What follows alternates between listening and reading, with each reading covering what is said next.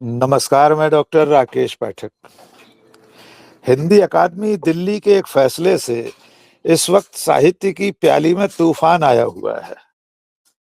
जबरदस्त बहस छिड़ी हुई है कि आखिर हिंदी अकादमी ने पहले घोषित हो चुके पुरस्कारों को एकदम कहीं न कहीं गायब कर दिया है।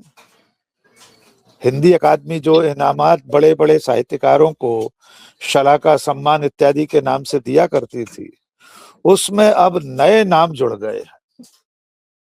प्रधानमंत्री रह चुके अटल बिहारी वाजपेयी से लेकर दीनदयाल उपाध्याय तक और कई ऐसे नाम जो इससे पहले साहित्य जगत में उस तरह से किसी पुरस्कार से नहीं जुड़े थे, अब उनके नाम से इन पुरस्कारों को जाना जाएगा। और सबसे खास बात यह है, जिसकी वजह से ये पूरी बहस छिड़ी हुई है, कि जिन पुरस्कारों की, जिन विजेताओं की घोषणा पिछले वर्षों में हो चुकी थी, अब उन पुरस्कारों के लिए भी आवेदन मांगे जा रहे हैं। जबकि दिल्ली सरकार ने, हिंदी अकादमी दिल्ली ने इस बारे में कुछ भी नहीं कहा है कि जिन्हें पहले पुरस्कृत घोषित किया जा चुका है, जिनकी बाकायदा अधिसूचना जारी हुई थी, उन पुरस्कार प्राप्त करने वालों का अब क्या स्थान रहेगा। इसको लेकर कई तरह की चर्चाएं हैं, तो इन चर्चाओं में से सच्चाई क्या है, मूलतः विवाद किस बात को लेकर है, क्यों ये आवेदन बुलाए गए हैं साहित्यकारों से पुरस्कार के लिए, पिछले घोषित पुरस्कारों का अब क्या होगा, नए नामकरण क्यों किए गए हैं, उसके पीछे मंशा क्या है। इन तमाम गुत्थियों को सुलझाने के लिए आज हमारे साथ उपस्थित हैं देश के जाने माने साहित्यकार भगवान दास मोरवाल जी। आप जानते होंगे भगवान दास जी बहुत प्रतिष्ठित लेखक हैं, कम से कम 12 उपन्यास उनके अब तक आ चुके हैं, जिनमें काला पहाड़, बाबुल तेरा देश, रेत, नरक मसीहा, खानजादा, मोक्षवन, कांस और सबसे ज्यादा चर्चित उनका उपन्यास जो अभी हाल ही में आया है वो है दंड प्रहार। ये हमारी स्क्रीन पर आप देख रहे हैं भगवान दास जी के। सबसे बड़ी बात वे हिंदी अकादमी दिल्ली और हरियाणा साहित्य अकादमी से जुड़े रहे हैं। तो भगवान दास मोरवाल जी, आपको बहुत बहुत स्वागत है। सबसे पहले तो ये बताइए कि ये विवाद है किस बात का, क्यों शुरू हुआ, इसके मूल में क्या है।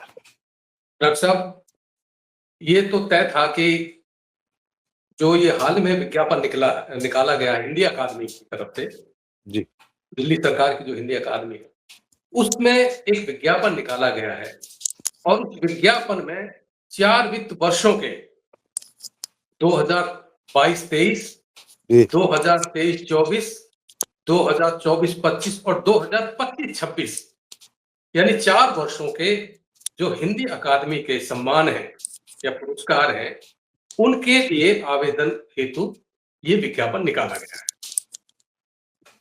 देखिए, 25-26 तक तो कोई बात नहीं, 25-26 की, क्योंकि उसका तो कोई फैसला हुआ नहीं था। इसमें जो सबसे रोचक बात यह है कि जो पहले 3 वर्ष के हैं, 25-26 को हम छोड़ दें, तो उसका चयन और उसकी घोषणा स्वयं हिंदी अकादमी जनवरी 2025 में कर चुकी है। और इसमें 3 लोगों को, जैसे 3 वर्षों के थे, तो 3 लोगों को शलाका सम्मान था, जिसमें आपके अशोक वाजपेयी थे, निर्मला जैन थी, चित्रा मुद्गल। और घोषणा के बाद हुआ ये था कि नए चुनाव हुए थे और उस नए चुनाव होने के बाद, क्योंकि आचार संहिता लग गई थी, लेकिन फैसला पहले हो चुका था, निर्णय पहले हो चुका था, नोटिफिकेशन पहले हो चुका था, तो जाहिर सी बात है कि जब आचार संहिता लगती है तो कोई सरकारी आयोजन इस तरह के आयोजन नहीं होते हैं। और ये बाकायदा उसकी वजह से रोक दिया गया था कि कुछ दिनों के बाद जो भी सरकार आएगी वो इस आयोजन को कर देगी। बहरहाल चुनाव हुए, सरकार बदली, लेकिन जो 3 साल के जो पुरस्कार थे, सम्मान थे, उनमें उनके तहत जिन लेखकों का और साहित्यकारों को चयन किया गया था, वो सब के सब लगभग 40-45 के करीब, 1-2 नहीं, 40-45 के करीब जो लेखक थे, वो सिर्फ इसी उम्मीद में थे। उसमें एक सम्मान मेरा भी था, हिंदी अकादमी साहित्य विशिष्ट योगदान।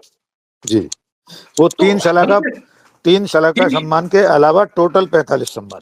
45 सम्मान, और इन सम्मानों का जो नाम होता था वो था हिंदी अकादमी शलाका सम्मान, बिल्कुल, हिंदी अकादमी साहित्य विशिष्ट सम्मान, हिंदी अकादमी पत्रकारिता सम्मान। यानी किसी के नाम पर नहीं था, ये नहीं तो सिर्फ हिंदी अकादमी का, क्योंकि हिंदी अकादमी इसका संचालन करती थी। बिल्कुल। लेकिन उसके बाद जनवरी से लेकर लगभग 1.5 वर्ष हो चुका था, और ये बार बार एक जिज्ञासा और बेचैनी तो लेखकों में होती ही है, खासतौर से मुझे जैसे जो अज्ञात कुलशील के लेखक हैं, जो ना इधर है ना उधर है, और जिन्हें कि सम्मान या पुरस्कार अगर मिल जाए तो कहते हैं ना कि एक तरह से आप रास्ते में जा रहे हैं और कोई आपके सामने फल टपक पड़े, तो उसकी स्थिति ऐसी थी। लेकिन हम लोग इंतजार करते रहे, और इस बारे में कोई सूचना नहीं दी गई, और ना ये बताया गया कि उन सम्मानों की क्या स्थिति।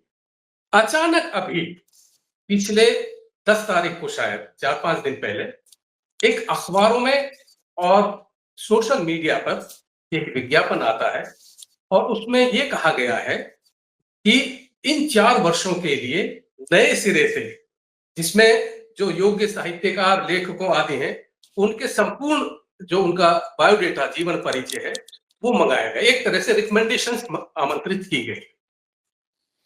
और मैं भगवान दास जी, मैं थोड़ा सा रोकूंगा। मेरी जिज्ञासा है दर्शकों तक पहुंचे, इस तरह से आवेदन क्या इससे पहले कभी मांगे गए थे, या चयन समिति खुद चयन करती थी, या अपनी कोई जूरी नजर रखती थी कौन क्या काम कर रहा है, किसका उपन्यास या कविता संग्रह या जो भी साहित्यिक कृति आई है उसके आधार पर फैसले होते थे? क्या 2022 से लेके 25 तक के जो पुरस्कार थे वे आवेदनों के आधार पर तय हुए थे?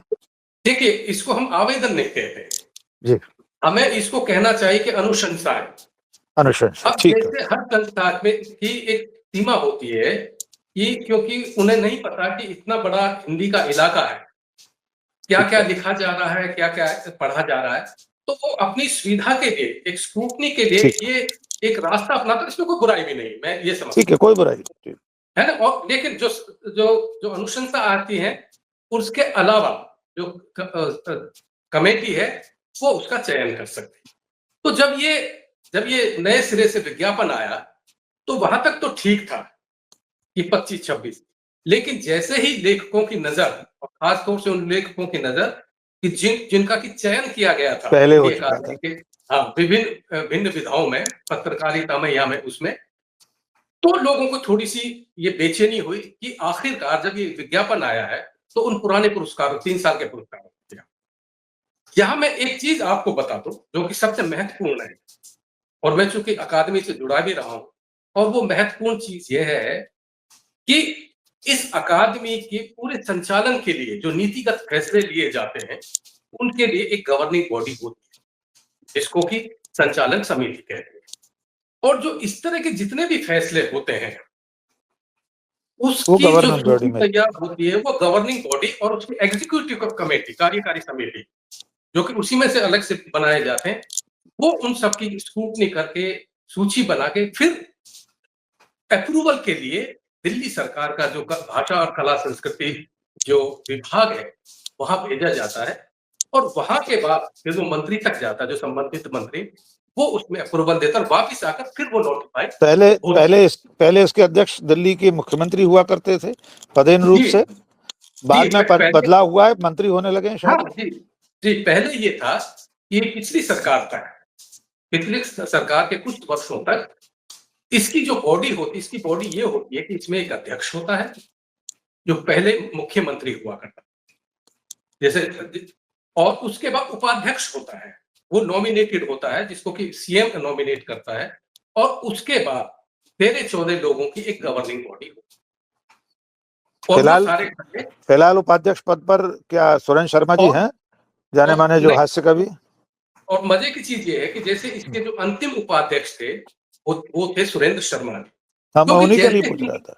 जैसे ही नई सरकार आई, हुआ क्या कि इस सरकार ने जितनी भी भाषा अकादमियां थी, सारी की सारी वो गवर्निंग बॉडी भंग कर दी, संचालन समिति, और आज की तारीख में किसी भी भाषा की कोई गवर्निंग बॉडी नहीं। तो ये मान लिया जाए कि ये जो विज्ञापन जारी हुआ ये बिना किसी गवर्निंग बॉडी के, देखा जाए तो जो बाकी के जो अधिकारी या कर्मचारी होंगे उनकी तरफ से जारी कर दिया गया, जब गवर्निंग बॉडी है ही नहीं और उपाध्यक्ष भी नहीं इस वक्त कोई। जी जी बिल्कुल नहीं है, जबकि इनके बिना आप नहीं कर सकते। नहीं कर सकते। दूसरी बात जो इसमें एक बड़े दिलचस्प बात है कि जो ये विज्ञापन जो निकला है अभी 4-5 दिन पहले, जी, अखबारों में भी छपा, ये जो विज्ञापन दिया गया है इस पर 2 कर्मचारियों के हस्ताक्षर है।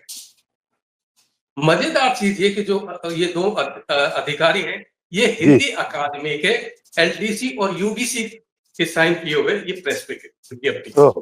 आपने याद दिलाया। देखिए हमारे पास ये उस समय की उद्घोषणा का परिपत्र है जो हिंदी अकादमी दिल्ली का है और उसमें तत्कालीन उपाध्यक्ष सुरेंद्र शर्मा जी के दस्तखत हैं। और अब 2 क्लर्क दस्तखत कर रहे हैं। क्लर्कों ने इसको रिलीज किया है। कमाल है सर। जबकि कायदे से जिसको कि एडिशनल चार्ज दिया गया है सचिव का, जी, चाहे वो दानिश का ऑफिसर हो चाहे वो प्रशासनिक अधिकारी हो, उनके हस्ताक्षर से होना चाहिए। अब इसमें सबसे बड़ी चीज ये है कि अब इसमें देखिए कई तरह के कानूनी पेच है। कानूनी पेच ये है कि सबसे पहले तो मैं इस पर आता हूं कि आपने 3 साल के फिर दोबारा अनुशंसाएं मांगी है, रिकमेंडेशंस मांगे हैं, तो क्या उन जो 40-45 लोग जिनका चयन हो चुका है, क्या उसमें से किसी को भी आप चयन नहीं करेंगे? अगर उनमें से किसी भी एक लेखक का चयन हो गया तो ये तो दुराग्रह पूर्वाग्रह साबित होता है ना। बिल्कुल सही। पहले से चयनित लोगों के पुरस्कार तो शून्य हो गए। जाहिर सी बात, या तो 45 की 45 सबका चयन बिल्कुल अलग करिए, क्योंकि इसमें जितने भी वरिष्ठ लेखक हैं, मतलब आप उनकी जो रचनात्मक उनका योगदान है हिंदी लेखक के रूप में, आप उसको डिनाई नहीं कर सकते, आप उनको नजरअंदाज नहीं कर सकते जो उसको पुरानी सूची में थे। तो इस तरह से ये जब सम्मान की सूची आई, दूसरी बात जो थोड़ा सा जो लोगों में बेचैनी है, जो लेखकों में भी इस चीज को लेकर वैसे इनके नामकरण को लेकर, मैं उस पर आऊंगा भगवान दास जी, मैं आऊंगा उस पर, प्रश्न भी पूछना हूं। मैं चाहता हूं कि हमारे दर्शक जो भगवान दास जी लगातार जिस मुद्दे को उठा रहे हैं और जिसको लेकर पूरे साहित्य जगत में सवाल उठ रहे हैं कि सन 2022, 23, 24, 25 इन वर्षों के लिए जिनके नाम घोषित हो चुके थे, बाकायदा उनकी अधिसूचना जारी हुई है, ये सूची मेरे हाथ में है। देखिए हिंदी अकादमी शला का सम्मान 5 लाख रुपए का, निर्मला जैन 22-23 के लिए, 23-24 के लिए अशोक वाजपेयी, 24-25 के लिए चित्रा मुदगल। इसके बाद के जो पुरस्कार हैं 2 लाख का हिंदी अकादमी दिल्ली शिखर सम्मान, ये डॉक्टर बालस्वरूप राही, प्रोफेसर कुमुद शर्मा, डॉक्टर श्याम सिंह शशि। ये क्रमशः मैं 3 साल के गिनाता जा रहा हूँ। हमारे दर्शक समझ। मैं पाठक एक चीज और बताऊं, उन सूची में से 3 साल में 3 जिन जो इस पुरस्कार सूची में शामिल थे जिनका चयन है, उसमें 3 साहित्यकारों का निधन भी हो चुका है। उन्हें पुरस्कार भी नहीं मिल पाए, वो सिर्फ घोषित होकर रह गए और दिवंगत नानक चंद जी थे। बिल्कुल ठीक। तो मैं कुछ नाम और गिना देता हूं ताकि लोग समझ पाए कि पहले नामों की घोषणा हो चुकी थी, चयन हुआ था, अधिसूचना जारी हुई थी, बाकायदा विज्ञप्ति जारी हुई थी। उन नामों में से कुछ नाम महत्वपूर्ण गिना देते, सभी महत्वपूर्ण है। तो बाकी ये संतोष कोहली स्मृति सम्मान, हिंदी अकादमी विशिष्ट योगदान सम्मान, भगवान दास मोरवाल, देखिए आपका ही नाम आ गया 2022-23 के लिए हिंदी अकादमी विशिष्ट योगदान सम्मान, 23-24 के लिए विजय किशोर मानव और 24-25 के लिए श्री बलराम। पूरी फहरिस्त है, जितने नाम आप 45 बता रहे हैं ये सारे नाम पहले घोषित हो चुके हैं और इसमें हिंदी सह भाषा सम्मान तक आखिरी है। इसमें बुंदेली, ब्रजभाषा, हिमाचली, राजस्थानी, यानी मुख्य भाषा के अलावा जो हमारी बोलियां हैं, सह भाषाएं हैं, उनके पुरस्कार भी घोषित हो गए थे। भगवान दास जी, इनमें से किसी को इत्तला दी हिंदी अकादमी ने कि आपको जो पुरस्कार घोषित किया गया था अब आपको नहीं मिलेगा, दोबारा से इस प्रक्रिया में आपको आना पड़ेगा? क्या आपको किसी एक ने भी ऐसी सूचना दी? खुद आपका नाम तो है ही पुरस्कृत। नहीं, कम से कम मुझे तो इस चीज की कोई जानकारी नहीं है, ना इस तरह की कोई मुझे सूचना दी गई है। और जहां तक मेरा अनुमान है और जहां तक मेरी जानकारी है, किसी भी लेखक को इस बारे में सूचित नहीं किया गया है कि जो आपके फला वर्ष के लिए आपका जो सम्मान के लिए चयन किया गया था, वो हमने रद्द कर दिया गया है। मजेदार चीज ये है कि इस विज्ञापन में उन पुरस्कारों को कोई उस तरह से जिक्र नहीं है कि वो दिए जाएंगे या नहीं, या वो निरस्त कर दिए गए। तो लेकिन अगर उन वर्षों के लिए फिर से अनुशंसाएं मांगी गई हैं तो ये मान लेना चाहिए कि पूर्व में घोषित सम्मान निरस्त या रद्द ही है। स्वाभाविक है, डबल तो नहीं दिए जा सकते कि पहले वाले 45 को भी दिए जाएं और अब जो विज्ञापन निकला उसके आधार पर फिर 45 का चयन हो। ये तो संभव नहीं है। नहीं, संभव तो नहीं है, लेकिन उसकी बाकायदा, क्योंकि देखिए एक गवर्निंग बॉडी ने और एक मंत्री के स्तर तक, अगर आप देखिए कि इनका जो संभवतः सौरभ भारद्वाज का नाम है इसमें। जी जी, दिल्ली सरकार के मंत्री थे इसमें, बिल्कुल है, नोटिफिकेशन में नाम है उनका। उनके कुछ कोटेशन भी हैं, उन्होंने जो वक्तव्य दिया होगा इस अवसर पर, सबसे ऊपर वो भी है, उन्होंने क्या क्या कहा है। हाँ, वो भी है, बिल्कुल ठीक कह तो रहे हैं। सवाल इस चीज का है कि बगैर एक प्रक्रिया हो, जो एक विधिवत और वैधानिक प्रक्रिया है, बगैर उसका पालन किए हुए क्या इस तरह का विज्ञापन देना, और जो पुरस्कार या सम्मान पहले घोषित किए जा चुके हैं, सिर्फ ये तो नहीं है घोषित किए जाए, क्योंकि संहिता की वजह से, आचार संहिता की वजह से कोई आयोजन नहीं हो पाया। आपकी बात को आधिकारिकता दे देते हैं। शब्दशः जो सरकारी दिल्ली सरकार का जो उद्घोषणा थी उसमें मंत्री महोदय के जो शब्द हैं हम पढ़कर सुना देते हैं। इसमें लिखा है बाकायदा, दिल्ली सरकार का ये उद्घोषणा है। माननीय मंत्री कला संस्कृति एवं भाषा, अध्यक्ष हिंदी अकादमी दिल्ली श्री सौरभ भारद्वाज जी ने इन पुरस्कारों की घोषणा के अवसर पर कहा कि इन पुरस्कारों की घोषणा से हिंदी अकादमी ने साहित्य के क्षेत्र में एक मील का पत्थर स्थापित किया है। जो पुरस्कार विगत 6 वर्षों से विभिन्न कारणों से नहीं दिए गए, उन्हें अकादमी ने फिर से प्रतिस्थापित किया। सभी सम्मानित साहित्यकार अपने क्षेत्र के दिग्गज साहित्यकार विद्वान हैं तथा उनको सम्मानित करने से न केवल साहित्यकारों का सम्मान बढ़ेगा, अपितु हिंदी अकादमी का नाम व सम्मान भी बढ़ेगा। ये तत्कालीन मंत्री दिल्ली सरकार सौरभ भारद्वाज के शब्द हैं और पहली लाइन में ही कह रहे पुरस्कारों की घोषणा करते हुए कहा। तो जो पुरस्कार घोषित हो चुके हैं उन्हीं पुरस्कारों के लिए दोबारा अधिसूचना जारी करना, विज्ञापन जारी करना, इसका सीधा आशय यह है कि पिछले जो नाम थे वे अब शून्य हो गए। अब आते हैं उस मुद्दे पर भगवान दास जी, इस बार दिल्ली सरकार ने जो घोषणा की है उनमें ये जो शला का सम्मान वगैरह थे, इनमें और व्यक्तियों के नाम जुड़ गए हैं। हमारे माननीय दिवंगत प्रधानमंत्री अटल बिहारी वाजपेयी, जनसंघ के अध्यक्ष दीनदयाल उपाध्याय, लंबी फहरिस्त है। मैं चाहता हूं आप ही एक बार उन सारे नामों को पढ़कर सुना दें। दर्शकों के ऊपर हम छोड़ेंगे, खुद आपसे भी कुछ पूछेंगे, क्या इन सब लोगों का साहित्य में कोई अवदान था कि इनके नाम से साहित्यिक पुरस्कार घोषित किए जाएं? आप एक बार नए नाम बता दीजिए। देखिए, इसमें जो एक नया पुरस्कार जुड़ा है, इसमें जुड़ा है क्योंकि जो सबसे बड़ा सर्वोच्च सम्मान था जी, शला का सम्मान 5 लाख का, लेकिन इस बार उसमें एक 7 लाख का सम्मान भी जोड़ा हुआ है, जो कि पंडित दीनदयाल उपाध्याय शला का सम्मान के नाम से जाना जाएगा। इसमें एक महत्वपूर्ण चीज ये है कि जो पुरानी जो प्रेस नोट है, नोटिफिकेशन है, उसके अंत में ये भी घोषणा की गई थी कि 25-26 से किसी वरिष्ठ साहित्यकार को 11 लाख का सम्मान दिया जाए। और उसका उल्लेख है इसमें कि नहीं है? उसका उल्लेख है, उल्लेख है सबसे अंत में। और उसके अलावा 2 सम्मान युवाओं के लिए हैं, जो कि गद्य और पद्य के लिए। अब सवाल इसमें यह है कि शला का सम्मान सबसे बड़ा सम्मान था, और अब जो कि पिछले गवर्निंग बॉडी ने जो नाम तय किया, जो बनाया था पुरस्कार, एक वरिष्ठ लेखक, वो भी 11 लाख। और दूसरी बात, इसमें जो नाम दिए हैं, देखिए मुझे भी थोड़ा से हैरानी होती है, क्योंकि मेरा अपना ये मानना है कि इस वक्त जो देश की राजधानी दिल्ली है, इसमें बड़े बड़े लेखक रहे हैं।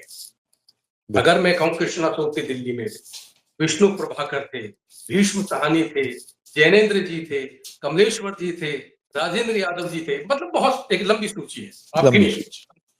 तो सवाल इस चीज का है कि ये एक साहित्य अकादमी, साहित्यिक भाषा और साहित्य के रूप में काम करने वाली अकादमी, और जाहिर सी बात है कि एक परंपरा रही है कि अभी तक जितने भी पुरस्कार दिए गए हैं वो साहित्य के नाम पर दिए गए, पत्रकारिता के नाम पर दिए, सिनेमा और फिल्म के उसमें फील्ड में दिए गए। दीनदयाल उपाध्याय जी का साहित्य में क्या तो योगदान है? सवाल, हाँ, तो सवाल इसका है कि अगर मैं सूची वो नाम गिन दूं, अब आप अंदाजा लगा सकते हैं कि पहला पुरस्कार है 7 लाख का पंडित दीनदयाल उपाध्याय शलाकर, दूसरा सम्मान है अटल बिहारी वाजपेयी भारतीय संस्कृति तथा ज्ञान परंपरा। सवाल इस चीज का है कि जब आप अटल बिहारी वाजपेयी का ही नाम से दे रहे हैं कवि के रूप में, तो उसके आगे भारतीय संस्कृति तथा ज्ञान परंपरा जोड़ने की क्या मतलब, क्या जरूरत मुझे है? नहीं कुछ जरूरत।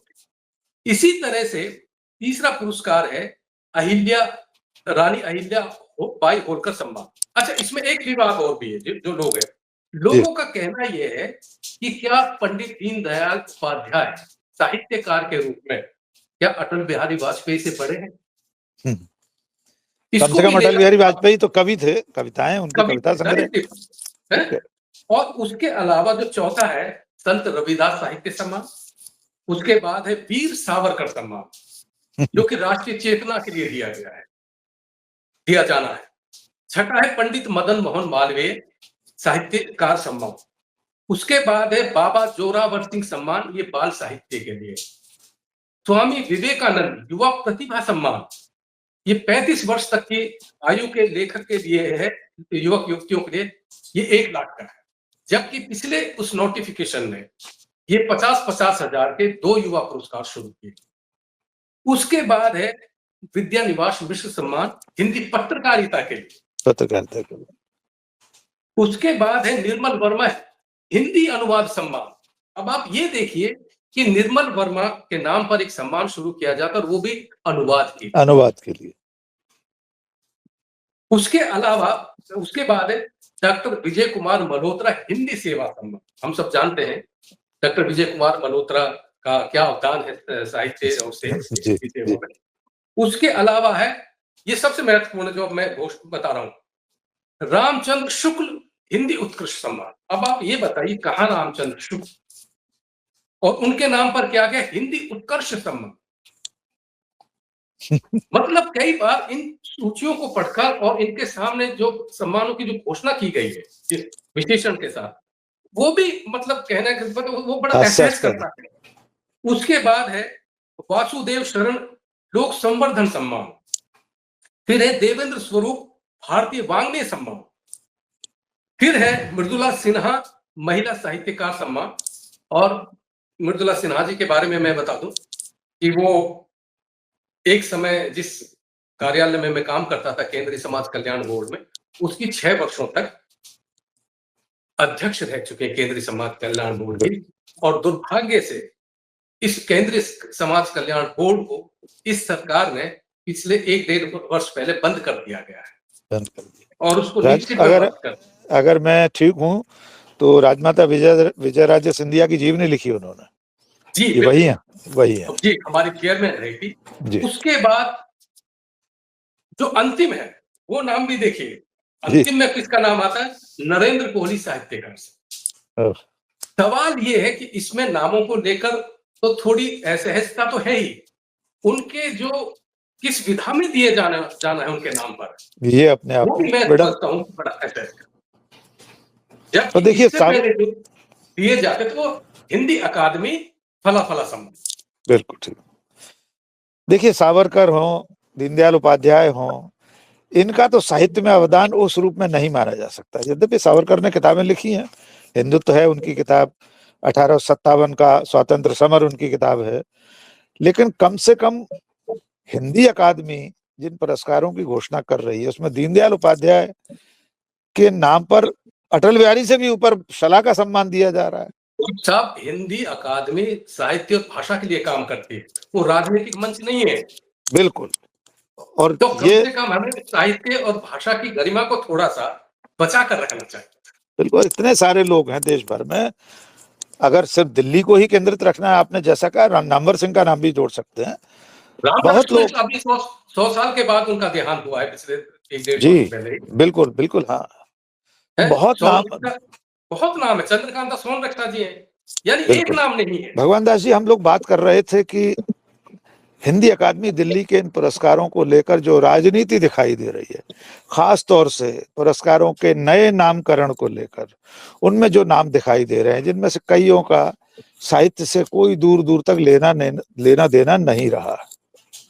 आपको लगता है इस वक्त दिल्ली की सरकार में या केंद्र सरकार में जो लोग बैठे हैं, उनका अब साहित्य जगत में भी हस्तक्षेप इतना बढ़ गया है कि अब मनमाने तरीके से इतने बड़े और प्रतिष्ठित सम्मानों को भी अपने तरीके से हाँका जाएगा?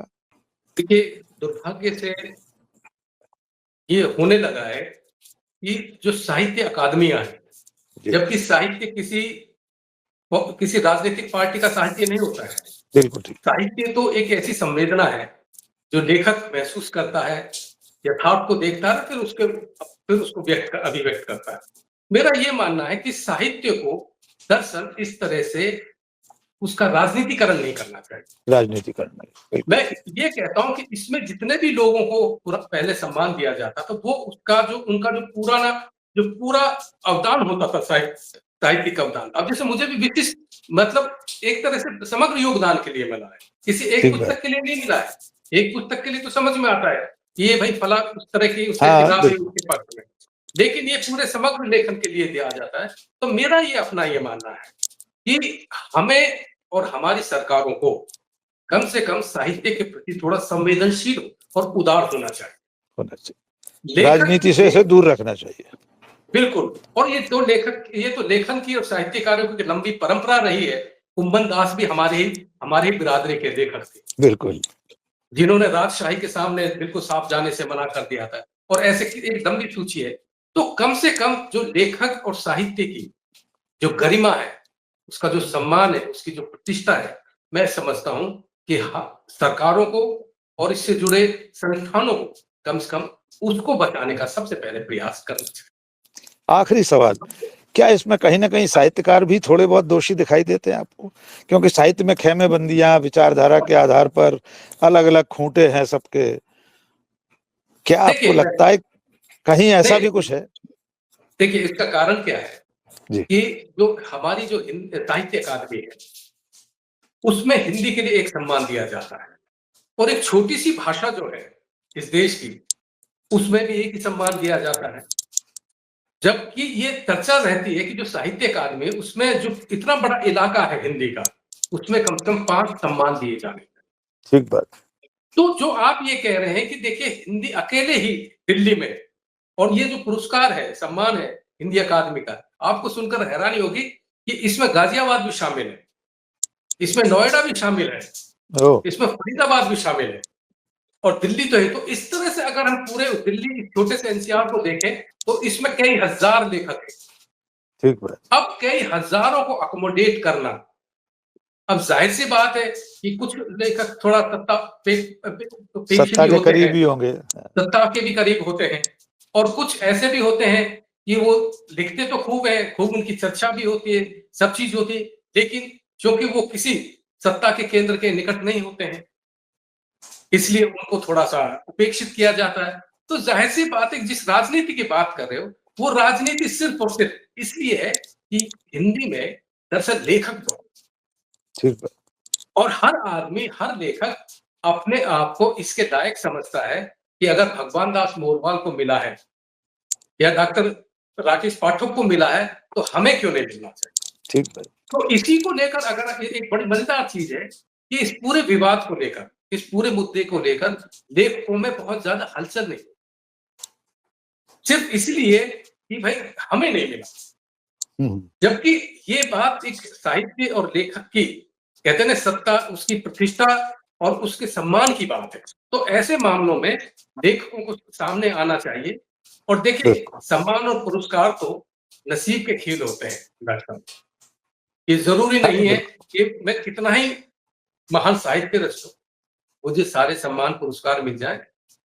हर चीज का अपना समय होता है। तो हमें इन सब चीजों को देखते हुए जो साहित्य की शुचिता है, और खास तौर से मुझे लगता है कि राजनीतिकरण हमें अपनी इस तरह की संस्थाओं का तो बिल्कुल नहीं करना चाहिए।